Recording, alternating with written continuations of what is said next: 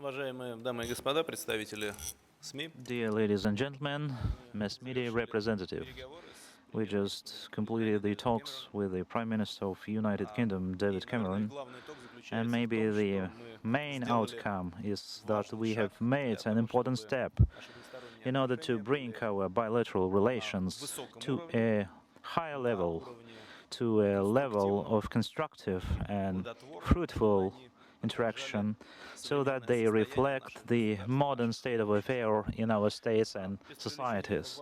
Without any exaggeration, this is an important event, and this is a further contribution into the development of the pan-European cooperation and processes. We proceed from the understanding that we have more in common between our countries and more things that unite us rather than divide us. And even if our questions or views or approaches on various issues are not always coincide, that is not the prerequisite for over-dramatize the situation.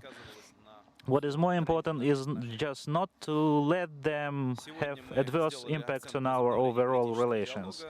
Today we focus in on the resumption of full-fledged political dialogue. We have covered practically all relevant international questions, issues of the international global situation in the north of Africa, in the Middle East, in Europe. And the global crisis have shown that we have jointly searched for the ways to build a new post-crisis world order.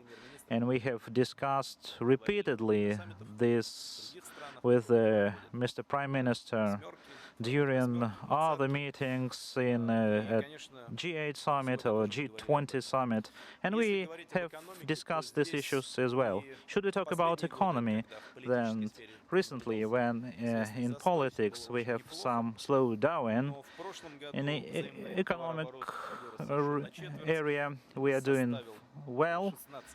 Our turnover grew by 25% and reached 16 USD, and in the first 6 months it practically doubled. This is a good figure because not only turnover is growing, but mutual investments are growing as well. And our task is just to bring this investment to the guaranteed level and to ensure the specific legal framework applied to this investment, and to ensure that they are mutually beneficial. I'm talking about the investment of British companies to Russia and Russian companies to UK. We have made a huge importance in deepening cooperation in the field of high technologies. We have signed a declaration on knowledge-based partnership for modernization. We have done this in order to shift the focus of our relations on the modern agenda, to go away from the raw materials and to optimize and to cover all other aspects of economic cooperation. I believe that this memorandum would serve these objectives as well.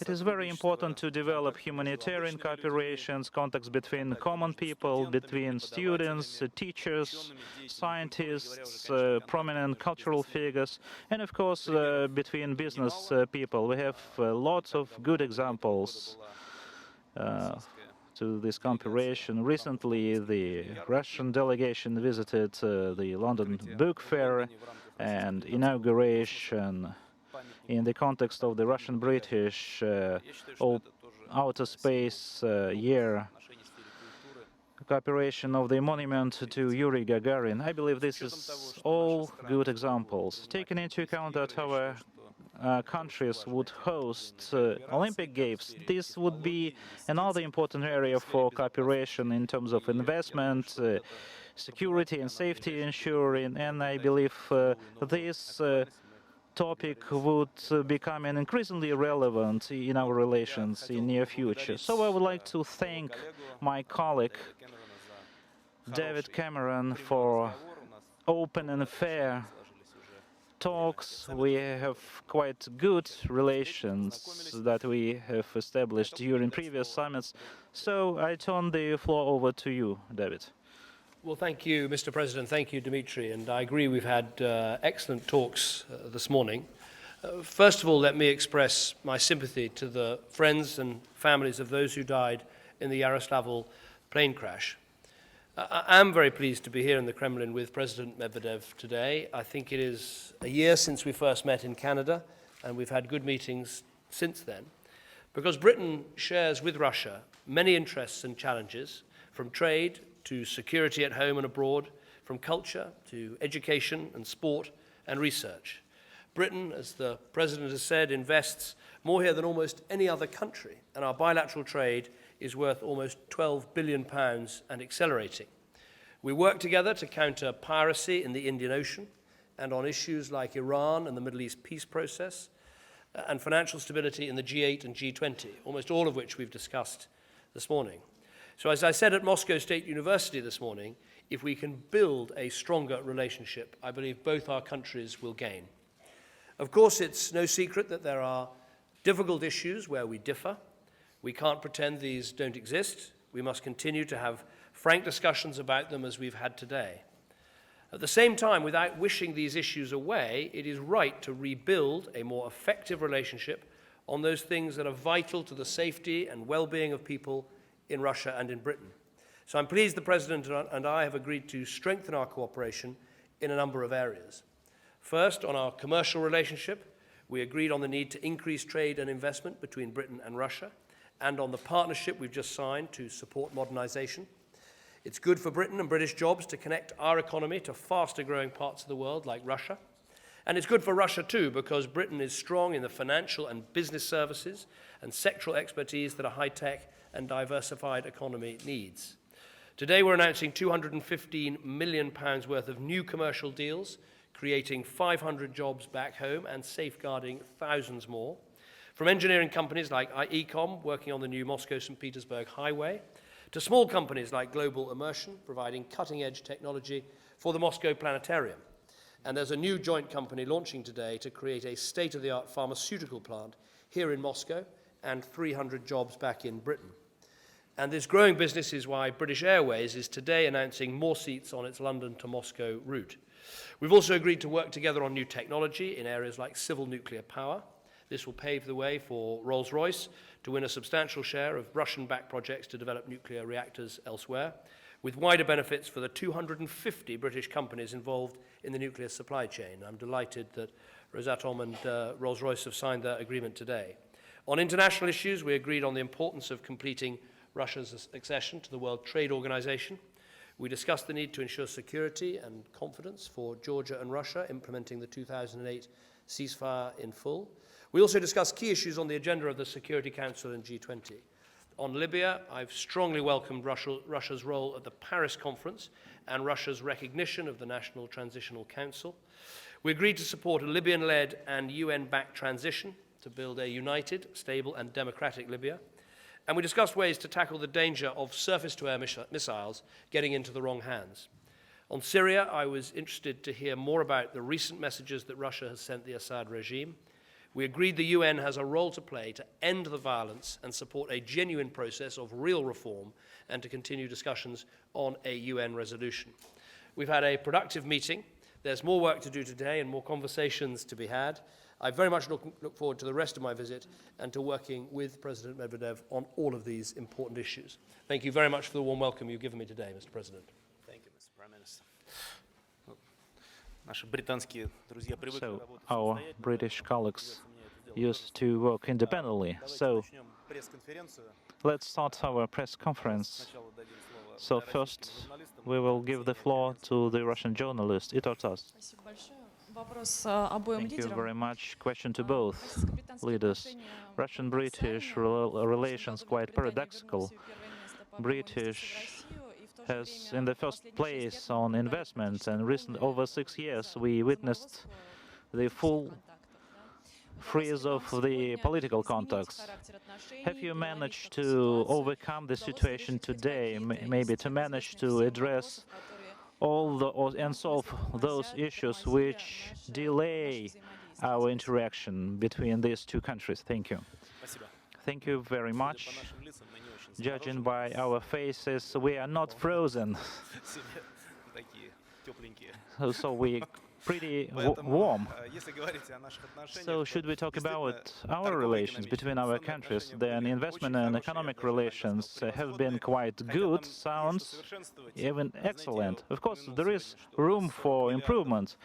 Someone инвестиций, mentioned которые that we have 40 направлены USD of британскими investments, компаниями, which но структура этих provided инвестиций, by она British далека companies, не but the оптимальна, structure of потому что она this в основном investment связана is с far from финансированием being операций optimum. по This is торговле mainly углеводородами. related to На the самом деле, конечно, hydrogen желательно, trade. чтобы And инвестиционный we баланс have был несколько to change this Поэтому и в investment области balance.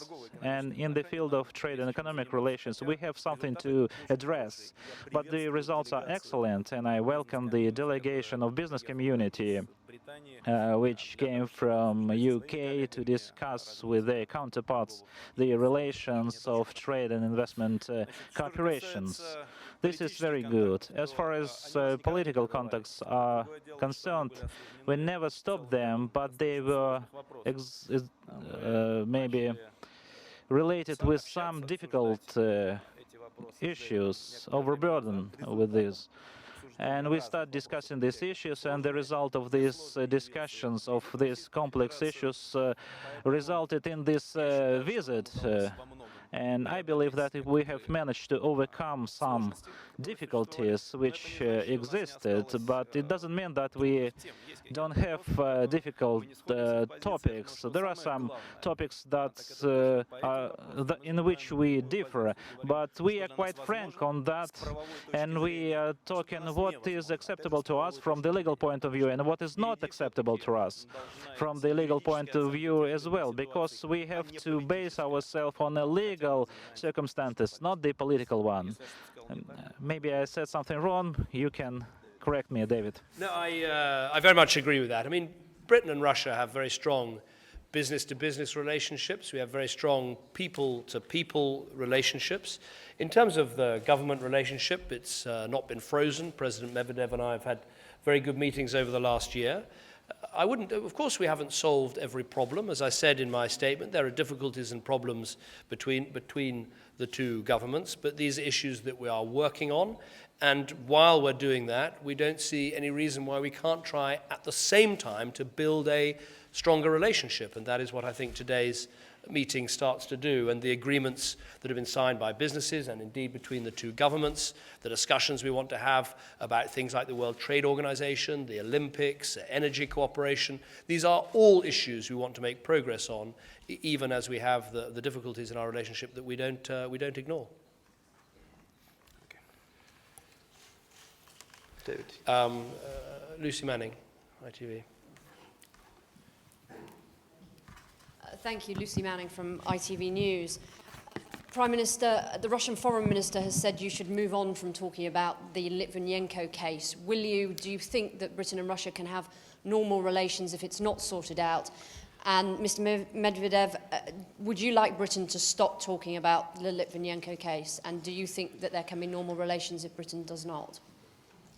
The point I'd make about this, look, as I said, there are still issues between the two governments. It's not so much a question as whether we go on talking about them. The question is there are legal issues, and in Britain we have a legal system that is independent of the government, and those legal avenues have to be pursued in the proper way, and government should help with that and shouldn't stand in the way of that.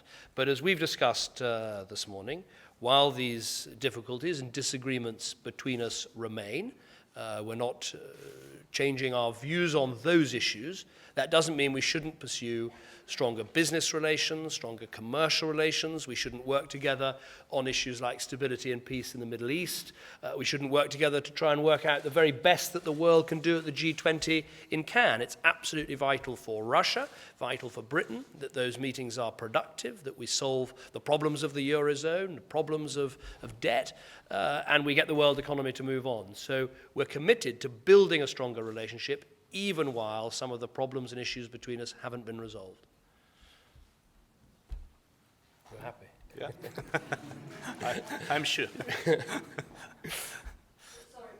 President Medvedev, the question was, do you want Britain to stop talking about the Litvinenko case?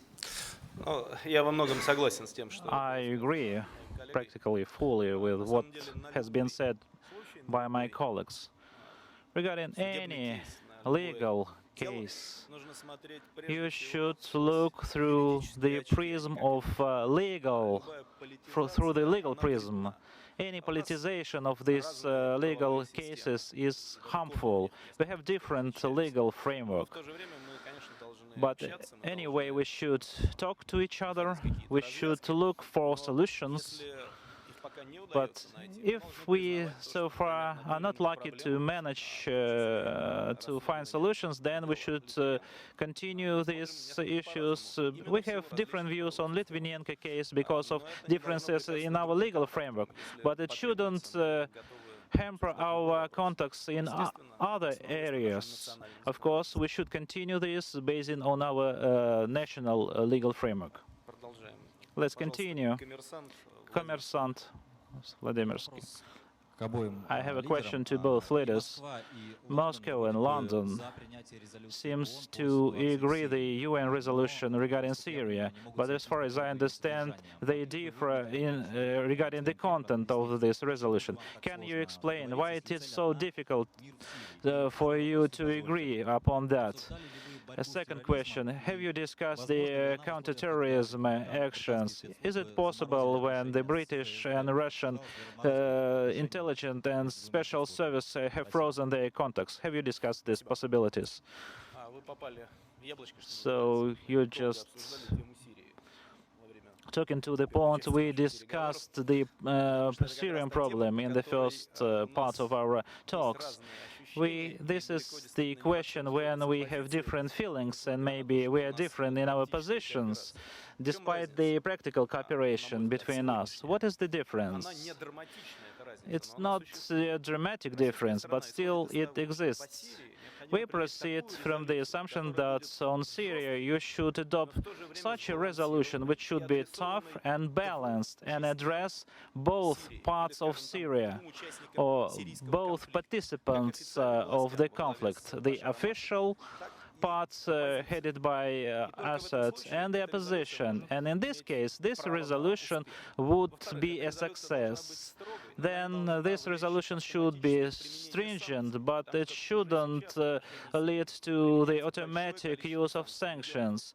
There are a lot of sanctions introduced by United States, European Union, and additional pressure is not required today in this area. And finally, what is more important for me is just that the resolution on Syria, once it is adopted, would not turn into a sort of resolution 1973, not in a sense of its content, because the content is broad, but in terms of its implementation in practice. So we are discussing, this is the focus of our discussion between our British colleagues and us and other colleagues. So I believe this discussion would lead to the reasonable sanctions. And now turn to the counter-terrorist cooperation. This is an important area of our cooperation. Let's remember what happened yesterday in the United States. 10-year anniversary of the 9/11 terrorist attack, which shaken the world and which changed drastically the situation in the world. We have our own tragedies and we have our own day dedicated to the victims of the acts of terrorism. That is why this topic is exclusively important for our countries, be it UK, Russia and other states. So we have to do everything to have the constructive and efficient cooperation in this area in order to have the practical results, so that to use the information and share this information with our partners.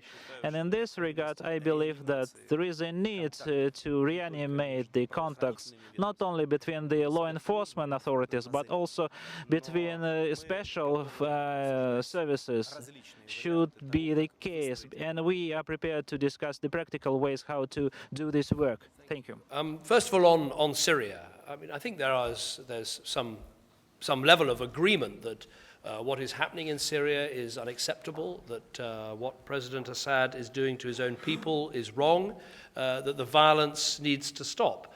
But there is a difference in perspective between Britain and Russia on this issue, and we don't hide that. We've had discussions because we want to move ahead and try and get a good UN resolution. I think the differences are clearly Britain would like to go further. We don't see a future for President Assad and his regime in Syria. We think it's lost legitimacy and he must stand aside. But nonetheless, we want to work together to try and get the best possible UN resolution to show that the world wants to make a clear statement about what is happening in Syria.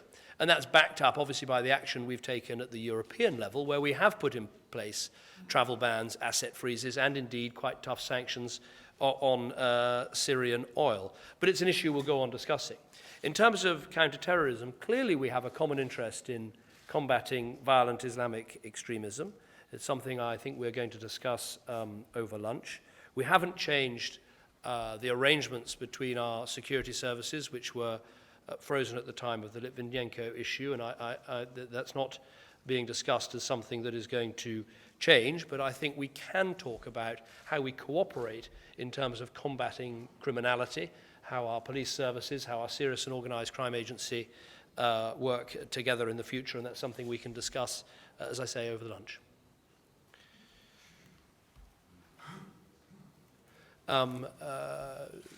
James Landale from the BBC. James Landale, BBC. Prime Minister, I'm still not entirely clear. How can you come here and bang the drum for British business while the suspected killer of Alexander Litvinenko is being protected by the Russian state? I don't understand how you can park the issue without being accused of putting trade before human rights.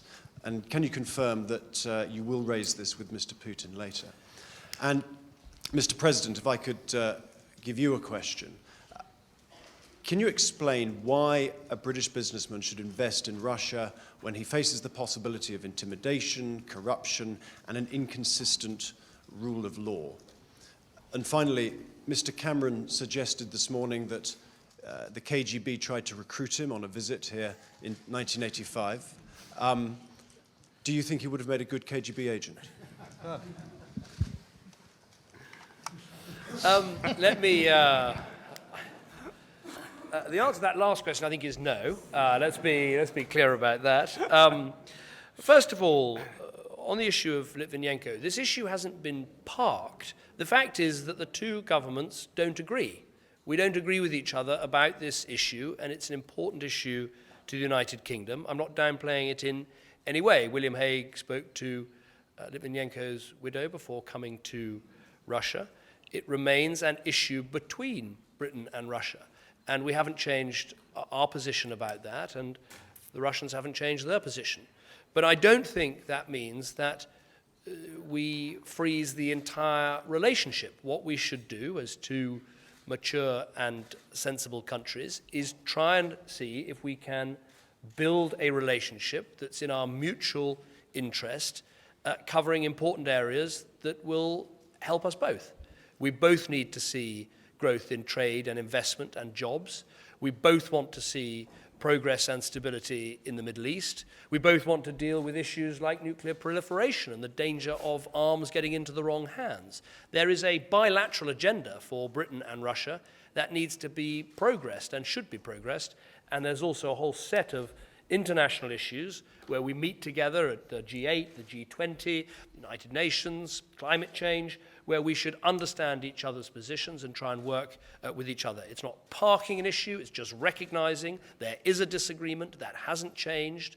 The two countries aren't changing their arrangements because of it, but we should work on our relationship beyond it. I think that is the right thing to do, and that's why when Dmitry Medvedev asked me to Russia, I agreed to come and have enjoyed undertaking this visit. Now for the question about my conversations by the Black Sea in Yalta, I will leave it to Dmitry to answer. Okay. Значит, по поводу наших правовых... So, regarding our legal frameworks, dear colleagues, we all have to learn to respect our legal frameworks. I would like to remind you that Article 65 of the Russian Constitution directly says that a Russian citizen cannot be extradited to a foreign state for legal proceedings. And that will never happen, no matter what would be the circumstances. So we should understand this and respect this, because we have also many questions regarding how the court decisions are implemented in the territory of the UK. But we are not raising these issues. So we have to respect our legal framework. And no matter who raises this issue, the answer would be the same. This is not possible. Please remember this. Now, as far as how we implement our cooperation in business area when Russia failed to beat the corruption. Should we use this criteria, then it would be very difficult to deal with many states existing on our planet, because corruption as a social element exists everywhere. And I open a secret to you that the corruption exists in the Great Britain as well. But we are prepared to cooperate and invest into the UK. It doesn't mean that we are not intending to cope with that, to deal with that, but this is a large-scale corruption, and we should make drastic measures, radical measures, not to, in order to improve the situation in our economy. And the last part of the question, I'm pretty much sure that David would have been a very good KGB agent, but in this case he would never become a Prime Minister of the UK. Okay. Let's hope not.